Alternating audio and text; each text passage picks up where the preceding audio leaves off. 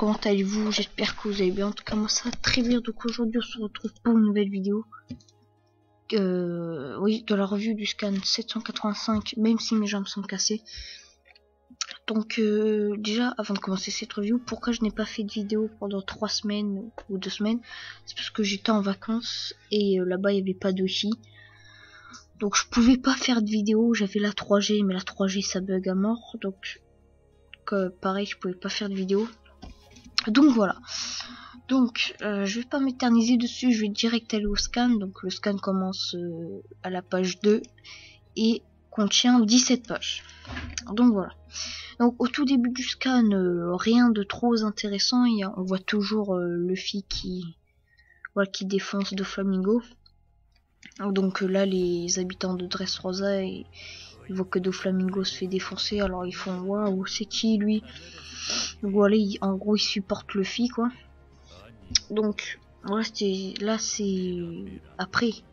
Donc après justement ça, on retourne au champ des tournesols. Donc avec comment il s'appelle, Cavendish, oui. Et là-haut, donc là Cavendish, il dit oh mais regarde qu'est-ce qu'il est devenu, il est super fort et tout. Et là où il dit il utilise un truc pour augmenter son bras, mais il se sert trop de son haki. Donc en gros Luffy, enfin en gros c'est un peu comme une guerre seconde. Il se sert beaucoup trop de sa technique. D'ailleurs on verra juste après que Luffy comment on dit, que Luffy il pourra pas utiliser le Gear 4 à l'infini, que c'est un temps limité. Donc je pense que plus tard il pourra l'utiliser comme il veut, mais bon, ça demande encore de l'entraînement. Et donc à la page 4, qui on revoit? On voit bien sûr, si vous avez vu le scan, on voit Burgess enfin. Je veux dire, je pense qu'on se demandait tous où il était passé. Donc je sais pas où on le voit. On le voit dans un truc. Attendez, je sais pas si c'est au champ de tournesol. Je crois qu'il est dans le palais en fait. Je suis pas sûr. Je regarde. Bon, je sais pas du tout où il est. En tout cas, il est sur un plateau. Et donc voilà, là, Burgess il dit ah, il se passe quelque chose vers la rivière. J'attends où j'y vais. Donc et donc voilà, peut-être qu'il va rejoindre Doflamingo et Luffy. Mais bon, ça m'étonne. Après, j'aurai une petite hypothèse. Et on voit en fait que juste derrière Burgess se trouve Koala. Donc la maître des karatés la maître qui apprend le karaté des hommes poissons aux poissons ou aux hommes, je sais pas. Bon, en tout cas, vous savez qui c'est Koala. Donc c'est l'ami de Sabo. Donc on voit que elle est derrière un petit mur et que Burgess donc ne sait pas que Koala est là. Donc là je pense que du coup il y aura un affrontement Sabo contre Burgess. Donc déjà pourquoi je pense ça, comme je viens de le dire, on voit Koala qui est caché en train d'espionner Burgess. Donc je pense que Koala va prévenir Sabo. Et du coup, il va pas aller, Sabo ne va pas aller à la rescousse de Luffy, mais il va plutôt affronter Burgess en premier. Donc, ce qui donnerait un bon combat, puisque on sait que Burgess et Sabo n'ont pas fini leur combat. Donc, quand ils étaient au Colisée, même s'il n'y avait pas vraiment, en fait, comment dire, oui, voilà, ils n'avaient pas fini leur combat. Pour moi, genre, Sabo, il a un peu eu son fruit du démon en traître. Bon, même si c'est lui qui a cassé le Colisée, enfin bref. De toute façon, moi je pense qu'il y aura un Luffy contre Burgess. Un Sabo contre Burgess. Pardon. Donc ensuite, on revient au Coliseum Corrida, donc au Colisée. Donc la Viola, il ne reste plus qu'un combat entre lui et Luffy, n'est-ce pas? Exact, père. Il ne reste plus des grands combattants chez les exécutifs, excepté Doflamingo lui-même. Donc en gros là il dit ça à son père qui est le roi Riku. Donc là c'est Viola qui dit ça à son père. Donc Viola est avec Usopp et comment il s'appelle, hack, voilà. Donc page suivante. Donc ensuite on revient au Tontata, donc dans l'usine de Smile. Toujours les Tontata, eux, essayent de s'enfuir de l'usine de Smile pour pas se faire découper par les fils de Doflamingo. Donc voilà, donc ils essayent de s'enfuir. Ensuite on voit Franky.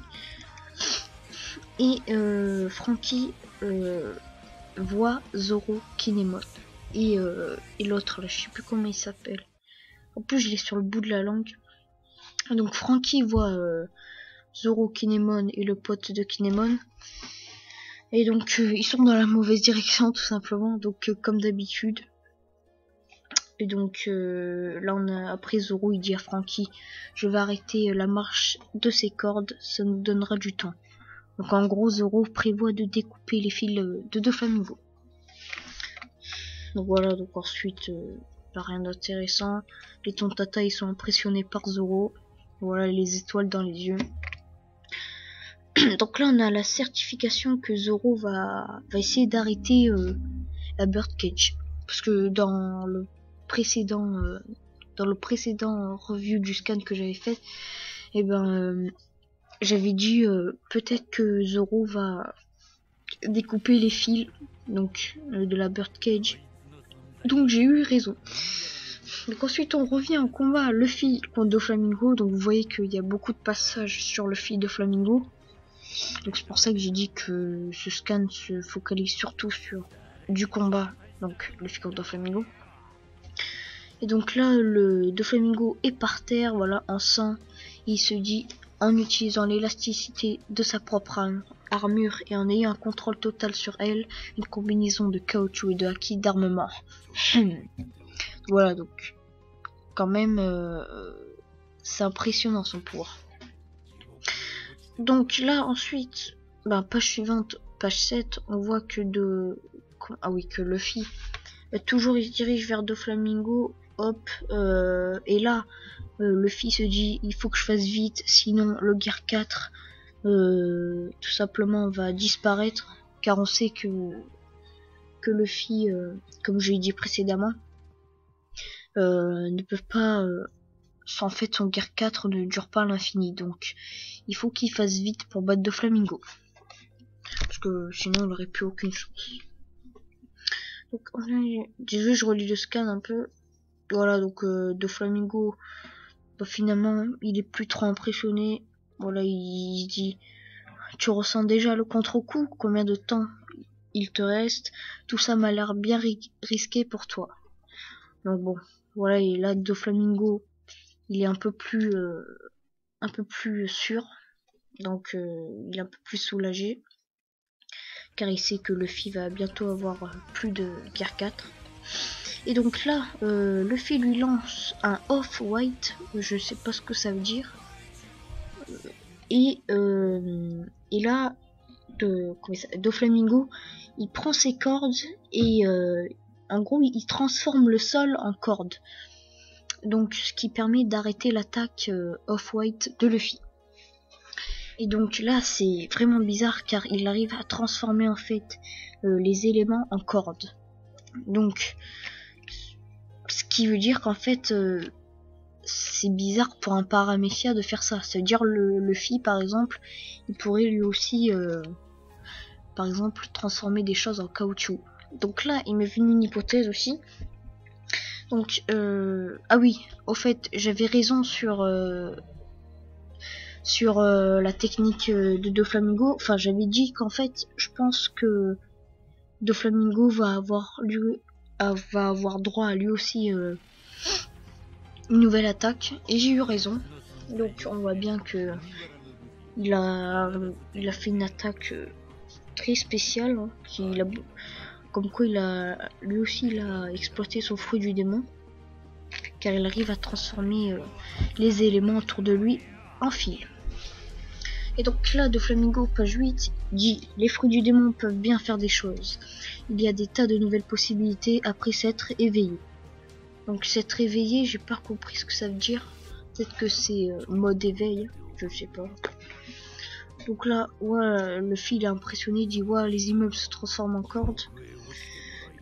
Et là, il dit tout devient du fil, c'est comme s'il n'était plus du tout un paramécia. Donc c'est pour, donc là, justement, donc je pense que Doflamingo possède un fruit du démon qui est paramécia et Logia à la fois.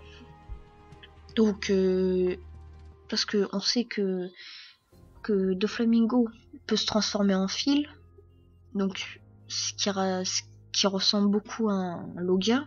Ensuite, on voit qu'il peut transformer les objets autour de lui en fil. Donc là, encore une preuve que ça peut être un Logia, mais bon, ça c'est pas sûr.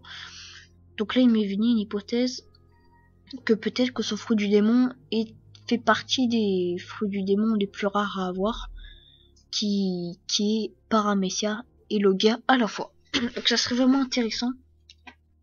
Donc après, cette hypothèse, je suis pas sûr, mais je trouve qu'elle est sympa. Donc hop, page 9. Donc là, il est marqué 20 minutes plus tard. Donc on retourne...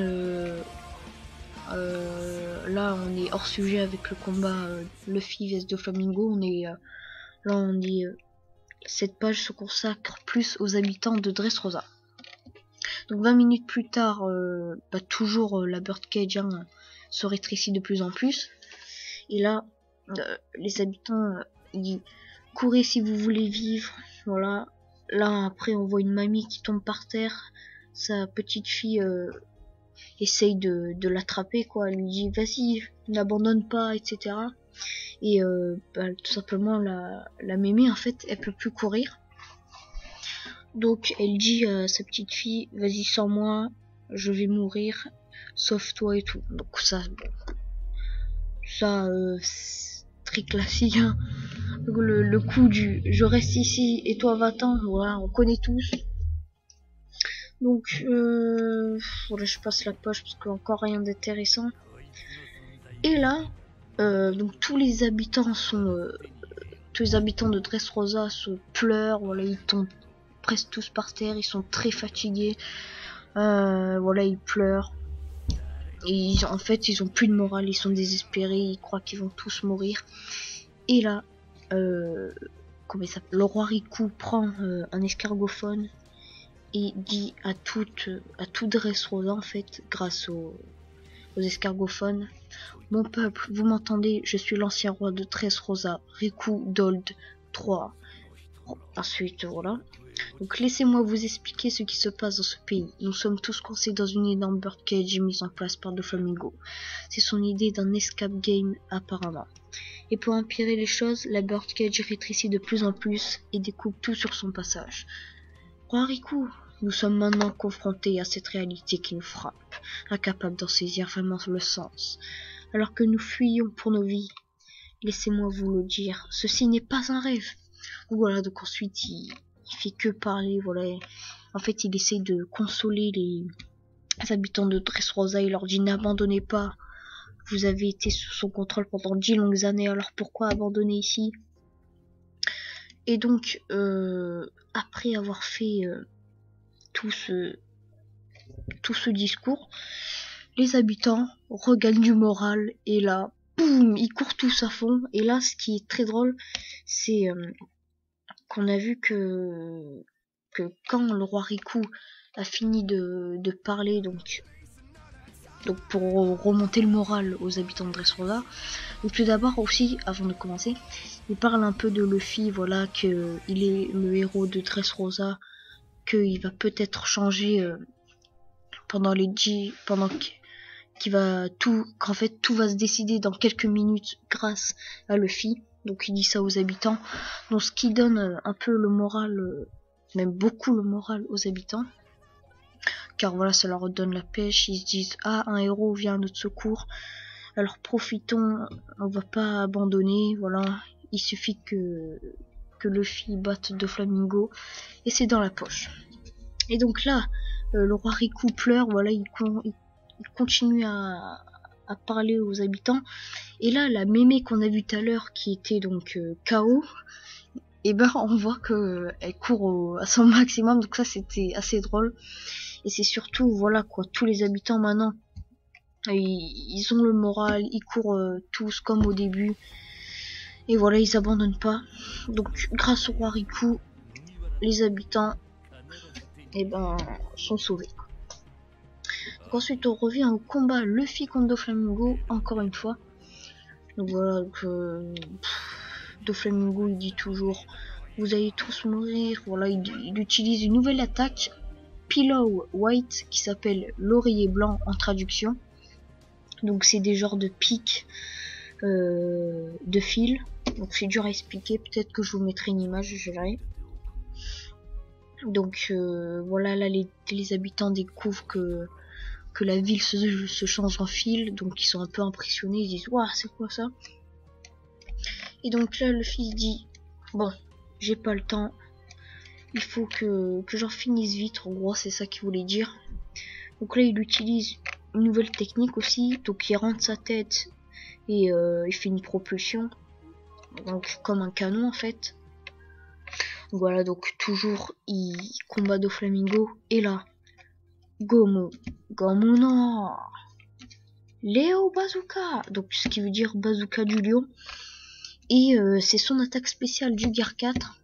Donc moi cette attaque m'a fait beaucoup penser à vous savez l'outil, à un moment il prend Luffy avec sa queue et il met ses 2 points en place et il lui fait un impact choc, un truc comme ça.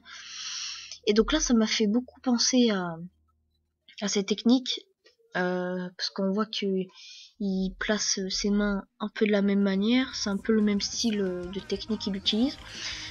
Alors finalement moi je trouve que Luffy s'est beaucoup inspiré du CP9, le mec il arrive à faire pas de lune version caoutchouc, donc en gros il s'est volé, ensuite il nous fait son impact gun là, je sais pas quoi. Voilà, peut-être que finalement il s'inspirait de ça. Donc là Luffy, après avoir fait son bazooka du lion, il propulse Doflamingo encore très loin. Voilà, il s'éclate contre là où il y a le champ de tournesol. Voilà, les habitants là ils voient que Doflamingo il s'est fait tout simplement défoncer. Et là les habitants ils font ouais, voilà, ils supportent Luffy, ils sont soulagés, ils se disent que c'est fini. Et là en dernière phrase du narrateur qui en gros raconte le scan, sa surpuissante technique spéciale décide du résultat du combat. Et ensuite fin du scan. Donc voilà, donc je tiens à préciser que ce scan je l'ai fait, je l'ai pas du tout préparé. Voilà, j'ai voulu vous faire une review comme ça. Pourquoi je l'ai pas préparé, pardon, c'est tout simplement que en fait depuis tout à l'heure je suis recherché par la marine. Là je suis dans mon bateau, vous le savez pas. Donc écoutez moi vite je vous laisse parce que sinon je vais me faire avoir. Donc vite je lève le cap et moi je vous dis à la prochaine vidéo les gars, ciao.